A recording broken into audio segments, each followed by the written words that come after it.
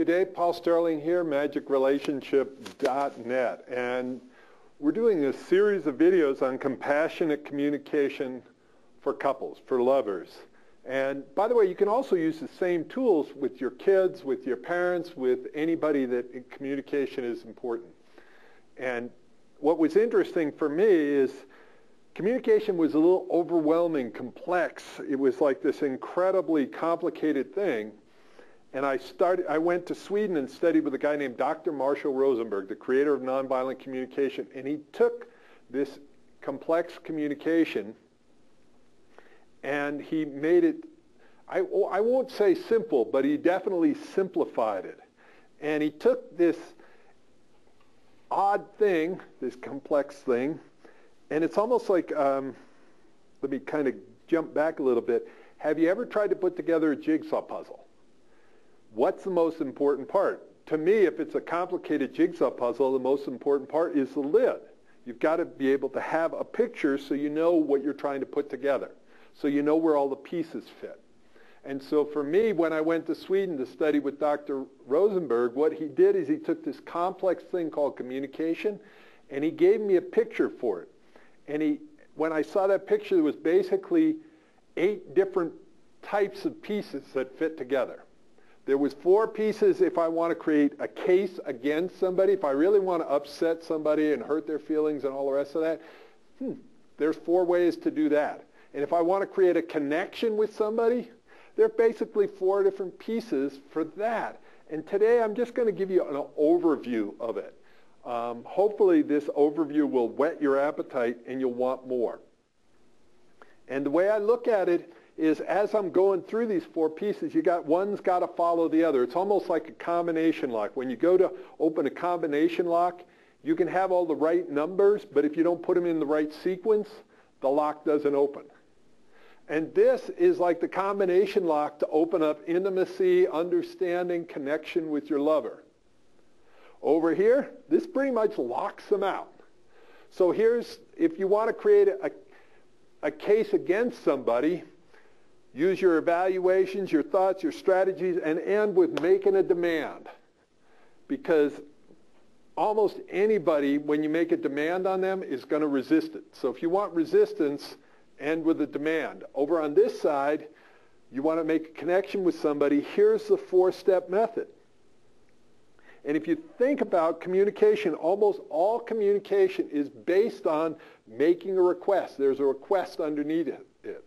But we're taught not to be direct about our requests. Like the other day, actually it's been a while, but I was at my mother's place and she said, the chairs are out by the car.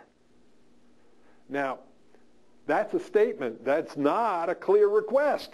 But what is she wanting? She was wanting me to put the chairs in the car. She didn't say that. So almost all communication has either an explicit, a clearly stated request, or an implicit, like, honey, the dishes aren't done. Yeah, that is actually an observation, not a request. The dishes aren't done. So what I want to do is give you this model, walk you through it, and get you good at it so you can totally produce a different, hopefully you can see that, result. This is a 4-step method that's taking an action. You're learning new skills. When you do that, all of a sudden you get different results in your relationship. It will change your beliefs about what makes up good communication. My dad had a belief that the best defense is a strong offense. So what kind of action do you think he took? He was very loving, but he was pretty offensive, especially when it came to being vulnerable.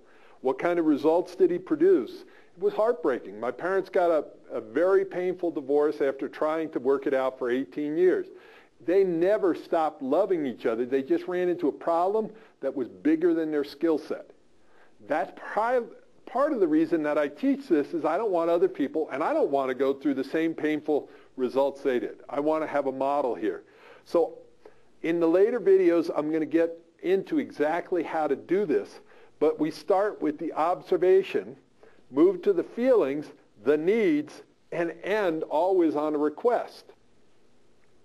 So when when I saw you come home late from work 3 nights in a row, I started feeling scared.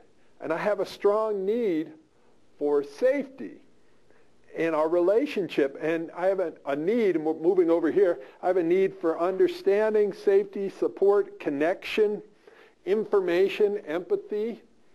So, and I'm going to end on a request. Would you be willing to tell me what's going on? That's one way of communicating following this model. The other way of communicating, following the building a case, is you've come home 3 nights in a row late. You don't love me anymore. You don't care about me. You get into attacking. You go right into strategy, and you better not come home late ever again. Now, what happens when you communicate this way? You create a wall. You push, they push back. This way, you're open and vulnerable. You still are being honest. This is actually more honest. I'm scared. I'm open. I'm vulnerable. So what we're going to do is teach you how to move from this way, which is the way I was taught how to communicate, over to here. And as I said in some of the earlier videos, this right here is called being powerfully vulnerable, and it's way outside of my comfort zone. This, being angry, attacking, all of the rest of that, that's very much in my comfort zone. That's the way I was taught. That's the way my dad did things. And so I had to learn a new way of communicating. And now the thing is, if I want to have different results, new results, I'm going to have to take new actions. I'm going to have to shift my beliefs around communication. So this is the model we're going to go through, and it's going to help you translate your communication into feelings and needs. And let me just give you one other quick example of that. I teach this in prison, and I ask this question all the time. When somebody cuts you off on the highway, what's the first emotion that comes up? Now, just yell it out. I know you're there on the video, and I can't hear you, but I can guess. So yell it out. I'm guessing you said angry. Now, what's the first thing that you do? You might give them some hand gestures, or that one, whatever hand gesture you want. So hand gestures. Whoop. Then what happens? And they might give you some hand gestures back, and cars start maneuvering, stuff like that. Now, what's the need that you have? You might say you have a need for respect. Well, what I want to do is take you through a different model just for a second. Anger is a secondary emotion. What happened the second before anger? Actually, it was fear. So the feeling was, where is it? Scared. So but if you get connected to your feeling, if you really get connected to your feeling, what is the need? If you're scared, what do you need? So if you need safety, let's take a look at that. Watch how different the action is. So fear, safety, what action do you take? Now, if you give hand gestures or you pull in front of the other car and brake and cut him off, does that make you safer or more dangerous?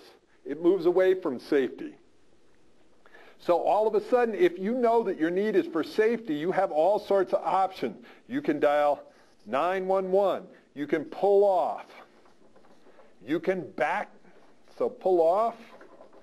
You can back off. But the thing is, this one is more about getting more real, what you're really feeling, what you're really needing, and this ends up getting your needs met. This one here, if you're not really connected to what you're feeling and just go to what's comfortable, anger, hand gestures, it actually takes away from your safety. This happens in relationships all the time. Your partner comes home late, you end up being scared and move to anger. When they walk in the door, what you're really wanting is safety and reassurance, and what you do is attack them and they defend themselves. So they're very unlikely to give you reassurance and a hug and hold you when you're going, you bastard, how come you're home late? You get the idea? So this is a shift in the way people communicate, and it transforms your relationship. That's it for this video. It's a little longer than the normal ones, but I think it's really important that you start to get an idea of what the model is. Then we're going to dive into it and teach you, like step by step, how to use it.